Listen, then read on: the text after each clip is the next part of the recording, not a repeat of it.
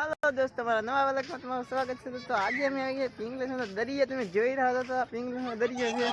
આજે નજારો દેખાડી દઉં.